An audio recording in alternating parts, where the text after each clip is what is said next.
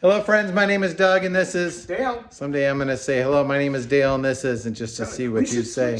We should switch The jackets and see if coveralls anybody and knows. See if anybody notices. Yes. Great. Welcome to Third Style Garage, and we're working on the restoration of a 66 Beetle convertible named Hendrick. I think this is going to be episode 57. We did not expect there to be this many episodes when we started, but we are beginning to work more on the body pan. Obviously, it is off. We have a repair patch here to do, some holes to fill in the tunnel, and we are heading away to painting the body pan, which will hopefully happen soon, and we're pretty excited about that. Yeah. So let's dive into this episode and see how it goes. Thanks for following along.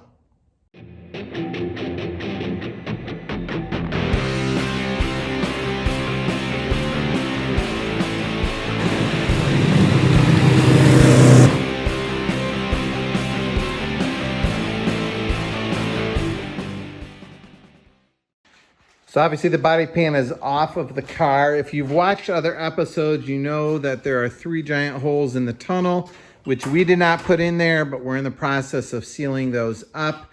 We have figured out all of the tubes and the cables that go through the tunnel. So if you're interested in learning about that, there's another video that we'll publish about what we've learned with pictures of the inside of the tunnel. And we are going to be working this episode on cutting out the rusted piece of sheet metal and replacing it with a pan and getting ready to epoxy prime and paint the body pan. So Dale's going to work on starting to cut those patches out and get them ready to weld back in. And I'm going to haul out the plasma cutter and we're going to cut this puppy out. I've climbed the mountains in Montana, danced in the lights of New Orleans. Portland ran away with me, and San Francisco stayed with me. Nashville made its way in between. Fell in love in Minnesota, and fell apart south of Salt Lake. Colorado calls to me, and Washington will always be.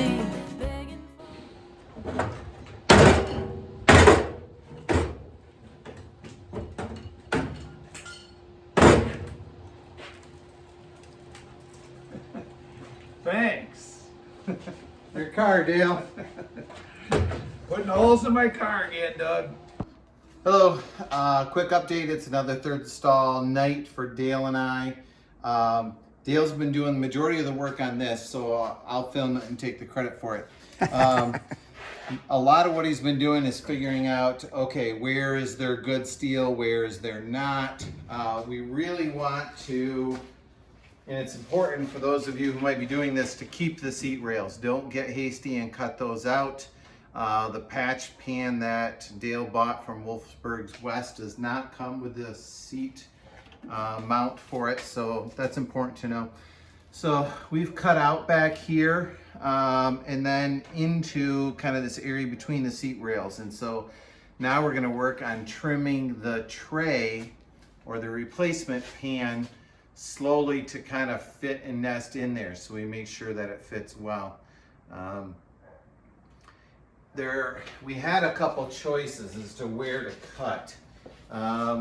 You know, we could have cut it off at this lip here. We could have cut it in a flat spot on an inside arch, on an outside arch, or curve corner. Different people, I'm sure, have different opinions, and I'm by no means an expert. I have found joining 2 outside corners to be the easiest, particularly if you can weld on the back side to get a nice solid bead of weld there. Then you come around and weld a nice bead on the front and then radius the front, but that gives you the whole rear weld as a fillet to kind of join that together. So we're leaning towards using this curve, which will match this spot right up here. So you can see we've cut this one down the radius a little bit, not right on the corner. Next, I think we'll cut this one just above the radius, and the two then should overlap just a little bit. Now, if you were doing a quick and dirty restoration fix-up, you could just have it overlap. You could drill some holes and plug weld it. You could edge weld it, and that would work fine. It's all gonna be covered by carpet anyways.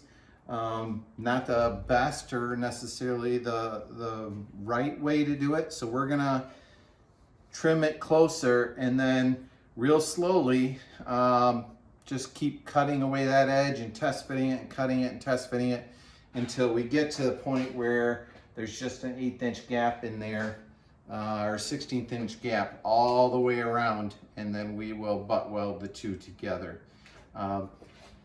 There's always spots that aren't real clean. So we have a spot right here under the seat rail that has a rust hole in it. And our replacement pan is not going to necessarily go under there. So likely what we will do, knowing that we want to keep the seat rail, is we will cut out a spot that's rusty underneath here, leaving the seat rail in place, patch this, butt weld it on the edges, and then probably leave a hole in it and plug weld it to the bottom of the seat rail. So we will just repair this little piece before the seat pan goes in. In terms of kind of grinding those edges, in terms of, you know, once you get this edge close, you just need to kind of keep on slowly erasing the edge of it or cutting a little bit off at a time. I found that these flap discs from Benchmark Grinders, Benchmark Abrasives, I think that's who it's from. Can you see what grit those are? Right? Yeah. This is what we've been using. They had promotional deals every now and then where you can basically get 10 for free. All you have to do is pay for shipping. I love these things. They're not firm, so if you wanna grind something flat, they will flow and flex a little bit over a weld or something. But they remove a lot of material pretty quickly, so they work great for kind of grinding an edge like this and massaging it down to size. All right, I've been talking for way too long. It's time for Dale to get back to work, but just want you to show, we'll film again once we get the patch, you know, right in the way we want it before we start tack welding it in. This just takes time, and you're gonna have to test fit it, you know, 128.5 times before you get it right. So be patient and don't rush it.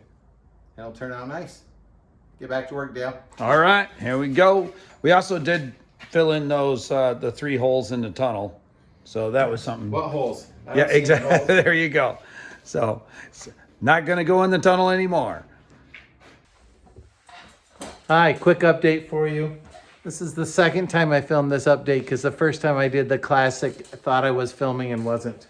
So I've been at this for maybe an hour and a half or so, just working on slowly figuring out exactly where I want to cut the pan, the patch, and where I want to cut the body pan. Originally, I was thinking of cutting back a little bit farther here, but then I realized that the underside of this is the mounting surface for the body pan, which is actually part of this frame wing. So I don't want to cut back any farther there, but I feel good about having, you know, cut where I did. I've got about an hour and a half or so into just sneaking up on this.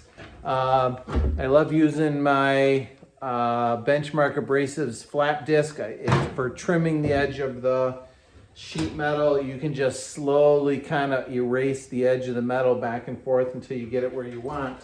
And I've got it to the point now where, you know, this is pretty close from here all the way to there, all the way around this side, and I get to about there, and I've got a huge overlap here.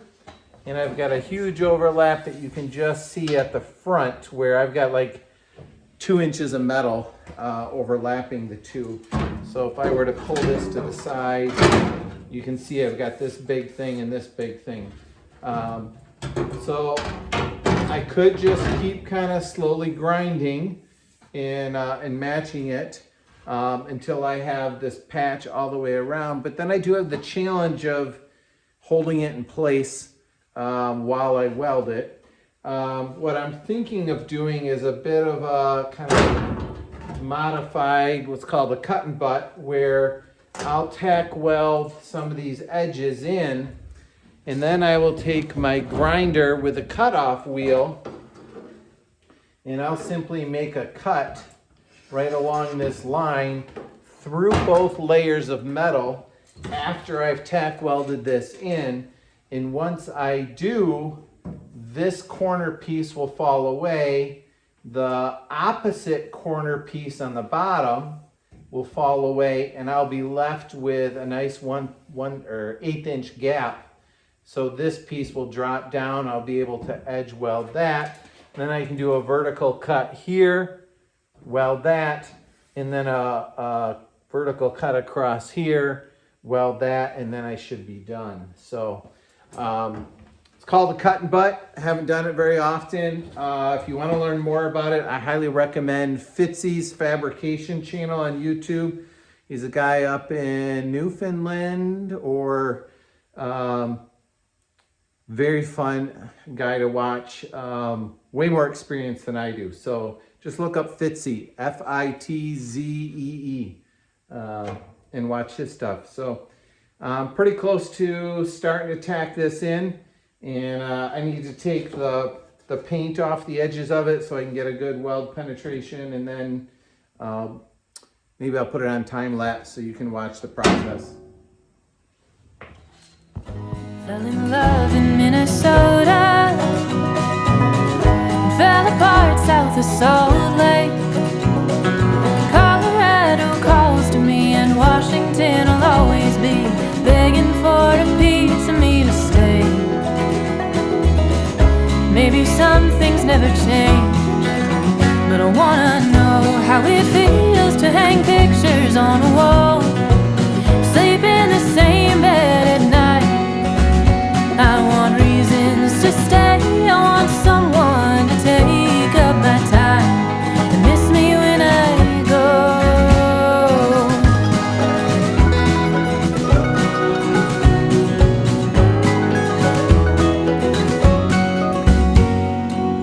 I've swam the beaches on the west coast, climbed the trees of Caroline. I felt Here's progress. So you saw from the time lapse that I did cut all the way around. So cut from here across here. So this piece comes out. And on the underside, this piece had come out. So this was, I think, that piece there. So once I cut, this fell out the bottom, went bye-bye. And then on this side, cut across here, which meant this piece was free. And underneath was this piece. So once I cut here and cut here, this piece fell on the floor. And now my patch is loose in here. But yet held in place by all these tacks. So now my job will simply be to go all the way around, use a screwdriver to bend it flat, and weld it. It's gonna get a little harder here where my gap is slightly larger, but by the time this is welded firm, I think I will gently tap that over. Also, it's gonna be a little difficult because this is a little rustier, so I may push this down and hit it with a wire wheel to clean it up, and then we'll have to afterwards make that little patch there. So far so good. Time to keep welding. underneath my feet, heard the sound of subways down the line. Walked the lakesides of Wisconsin and bathed in springs of Idaho. Quick update. So I'm about halfway done welding it in. Probably more than halfway done because the hard part's done. So you can see the weld. got pretty tough through here because my gap was a little too large. Ended up putting a little patch there, and then it was a big spot to jump. This was, the original metal was a little rusty, so I had some spattering I was fighting. But overall, it didn't burn through too bad. Here's where we have that little patch we needed to put in from the bottom side. And the rest of this,